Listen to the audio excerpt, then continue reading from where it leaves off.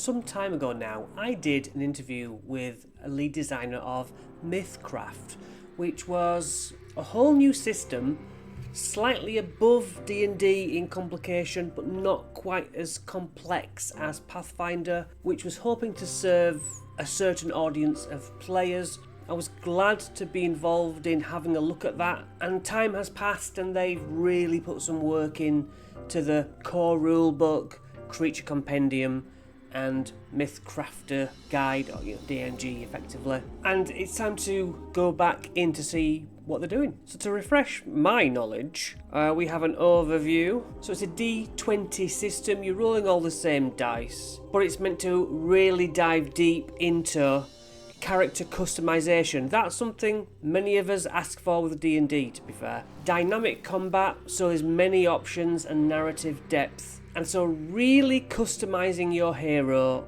is very appealing. Unlike Pathfinder, all Mythcraft content is free online, according to this. Core mechanics. Gaining a talent at every level allows you to fine-tune your character. Great.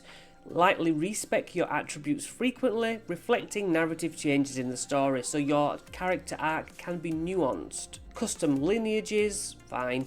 Action points let you utilise your abilities on each turn of combat. We have reactive action points, we have death points. Now, like Pathfinder, like DC20, these points that you have, pool of points, are spent to really customise what you do each turn, all the time. And I think that a certain amount of those that you don't spend and on your turn, you can then spend on your reactions, as it were, on other people's turns, giving such amazing nuance to the world building, to the scene. That sounds really cool. And we've got a sheet here about the Mythcrafter, the Dungeon Master, as it were. I'm going to jump to the Mythcrafter's Guide. So here we are, Mythcrafter's Guide, and I spotted my own name on there. That was a joy.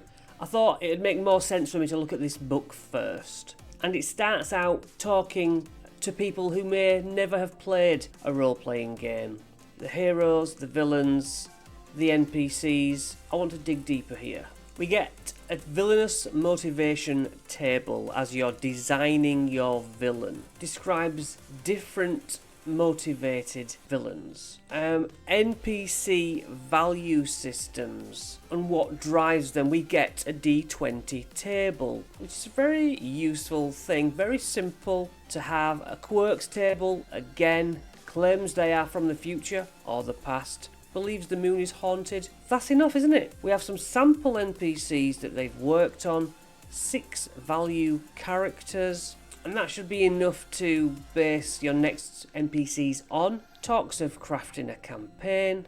There's an XP system, just like D&D. It breaks down social encounters and combat encounters, as you would expect. Now, heroes spend their XP, that's a little different, to level up. And once you've spent it, your amount goes back down. So it really is a currency that you have to save up effectively. Talks about designing the world, questions to ask yourself while world building, a governmental systems table where I always zone out, I don't care. But this is where I'm more interested. It's kind of like a renown idea, whereas people can be liked and disliked, and how does the world treat them based on what their reputation is? Are you treated differently in different areas of the world? What do you do to gain goodwill? Goes nice and heavy into weather with this table, and then going through the different environments gives you some roll tables, environmental DCs. It really tries to give you all that you want, as most of the DMG type things do, but not all succeed. So we have some traps and some siege weapons. Lingering injuries, love it. Even gives you the treated recovery time and exactly what area of the body is hurt. Yeah, diseases, zombie plague, insanity, cosmic horror.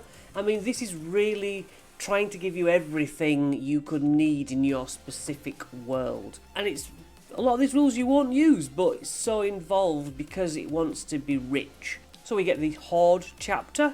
What special things can they find in their hordes? Armour, weapons, deployable glider from a backpack, yes please. Talks about reskinning your monsters. customizing NPCs, and has a reference table to quickly understand what you're building. Different monster actions and abilities tables, and then goes into their world, which is Ansera, has the maps. So there you go, a different world to Faerun or wherever else you've been. Includes quest ideas for each area, and then introduces the planes of existence, which is their own thing. Lovely maps. New magical guilds you won't have seen before. Witch covens. Oh, a timeline if you really want to go deep. And then we even get an adventure to run towards the end. So you've got something to actually play. Well, that's the Mythcrafter's Guide. Let's look at the player end in the core rulebook. I'm going to skip to playing the game. If you've played any other kind of RPG, which of course you have, you watch my channel, D&D, you understand DCs and maybe a base score where you can put additions on or maybe negatives to it. Many abilities, especially those gained through your talents, can only be used a finite number of times. You regain these after you catch your breath, recoup, or take a rest. So, similar. Long rests, short rests kind of idea, restore what you've lost. Now, strength, dex, yes, we understand. Endurance, AWR, not sure what that is, but determines how attuned you are to sensory input. So that's like your perception, I guess, and perception and insight. Intelligence checks, charisma checks, and luck. Still doesn't say here what they are, but strength, yeah, how strong you are. Dex, balancing, dancing. Endurance, long running or forced march. Constitution, I guess. AWR, animal handling, eavesdropping, investigating. And then there's no wisdom, it's just a huge chunk of intelligence. That's fine. Charisma, fair enough. And luck. Then dives into skills. Alchemy, love a bit of alchemy. Seems similar HP restoration than as D&D. You know, you can do things with certain tool sets and certain skills. Many options before we get to combat. You roll initiative and add their AWR score. At the start of each of your turn, you gain 3 action points and then gain additional action points based on your coordination. Actions. Move. Your base speed is 20 feet, but you could do this 3 times. Basic maneuvers, spells and magic range. Crits, cover, miscellaneous action, shield. Dying. When you're reduced to 0 health, you begin dying. If you end your turn with 0 HP, you gain a death point. Once you have 8 death points, you die. But each time you recoup, remove a death point. Each time you take a rest, remove all death points. There's advantage and disadvantage, that's good. Creature sizes, I mean small and tiny, diminutive, fine. But on the flip side, colossal, titan, 200 plus tons. That sounds exciting. Gods, and then yeah, just a bunch of different lineages, classes, a lot of new ones. Magic seems quite interesting in this game. 5, it looks like. Arcane, Divine, Psionic, Occult and Primal schools of magic.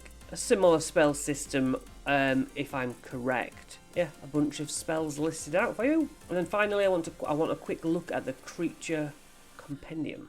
The creature compendium! That's nice. Don't know what that is they're fighting. So, encounter balance, monster by groups, all a list of monsters, bestiary, NPCs, quick combat, quick reference, monster diseases. Not all fights are fair, well said. We have an example here, a slag toad. So there's the name, the monster level, its stats, hit points, armor rating, speed. It's immune to fire. Its damage reduction is 3, which I believe is like having a +3 to your AC in a sense. It makes you harder to hit. Regen of 5. All creatures that start their turn near this slag toad makes a DC 12 endurance check, taking a 3 fire damage if they fail.